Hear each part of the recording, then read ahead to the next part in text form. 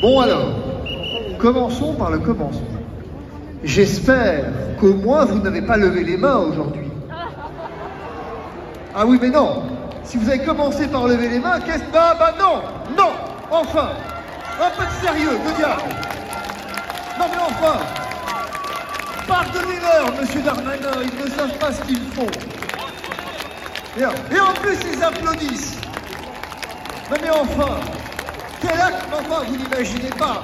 C'est tendancieux de faire ça. Éventuellement, vous pourriez applaudir, mais uniquement M. Macron lui-même. Ah ben voilà, ah ben voilà, et ben voilà, et ben voilà, et ben voilà. On vous propose d'applaudir, mais jamais comme vous voulez, rien ne va jamais avec vous. C'est terrible. Bien, ces considérations mises à part, vous avez vu, vous avez entendu, vous avez lu, même peut-être pour les plus courageux d'entre vous, la décision du Conseil constitutionnel.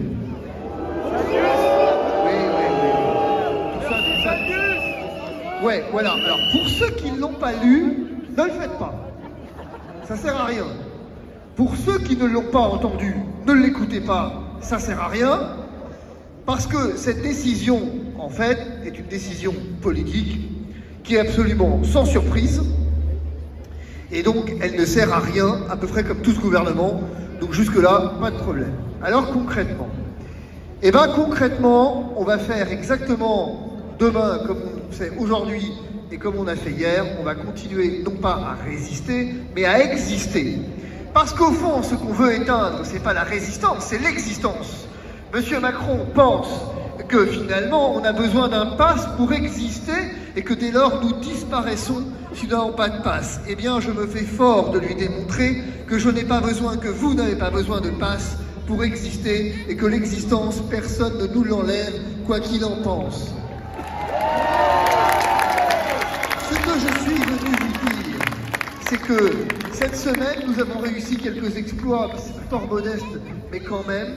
Nous avons fourni des traitements à travers l'association Je ne suis pas un danger à non moins de 6 personnes qui étaient malades du Covid. Nous leur avons, nos médecins leur ont fourni des traitements et ils sont tous allés mieux. Nous avons réussi sur des patients dont les chirurgiens ne voulaient pas opérer, à les faire opérer. Nous avons réussi à faire s'excuser des médecins qui ne voulaient pas recevoir les patients. Nous arrivons à faire des choses concrètes. Concrètes.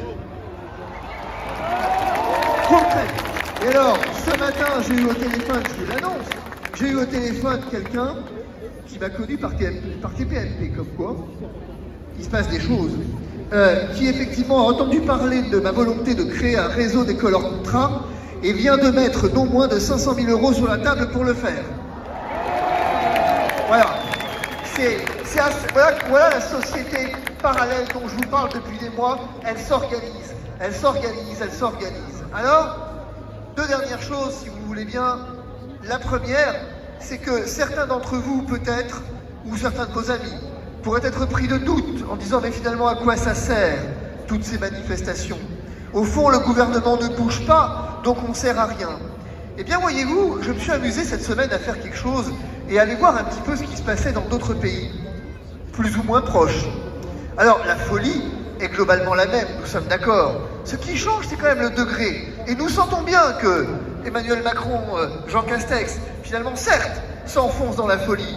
Mais quand même, ils y vont avec un tout petit pas de recul, parce que la foule se tient en embuscade quand même, parce que vous, vous tenez en embuscade, depuis des mois. Et que ce serait une erreur fondamentale de croire que nous ne servons à rien. Ce serait une erreur fondamentale de croire que quand on est capable de mobiliser de dimanche en dimanche, de samedi en samedi, ainsi, à répétition, autant de monde, avec autant de détermination, eh bien ça ne sert à rien. Ce serait une erreur, une folie pure pour le politique de croire qu'il peut passer sur cette contestation populaire qui grandit de jour en jour. C'est une folie absolument terrible. Alors, deux dernières choses. La première, c'est que ça marche vachement bien, n'empêche, la vaccination. On a plus de patients en réanimation aujourd'hui que l'année dernière. Mais on m'explique que c'est normal. Ah oui? Pourquoi? Mais parce que c'est pas le même virus. Ah, mais le vaccin, lui, il est prévu sur quel virus? Bah le premier. Ah.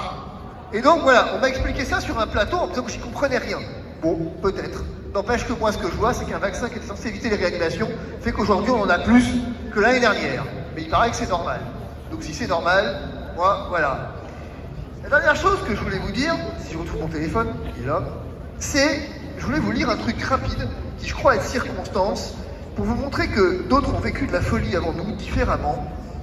Je suis tombé là-dessus, ce matin. J'ai pensé à ça. Alors c'est une lettre de Saint Paul à Timothée. Écoutez bien ce qu'il dit. Il y a quelque chose pour vous là.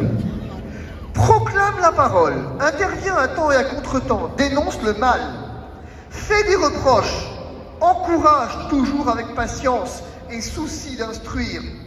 Un temps viendra où les gens ne supporteront plus l'enseignement de la saine doctrine, mais au gré de leurs caprices, ils iront se chercher une foule de maîtres pour calmer leur démangeaison d'entendre du nouveau.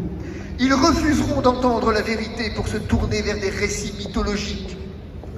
Mais toi, en toute chose, garde la mesure, supporte la souffrance, fais ton travail, accomplis jusqu'au bout ton ministère. Je crois qu'on n'a rien d'autre à dire. Sinon, espère dans le Seigneur, sois fort et prends courage.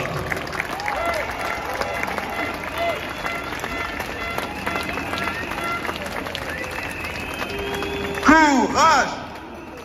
Courage! Courage! Courage! Courage! Courage! Courage!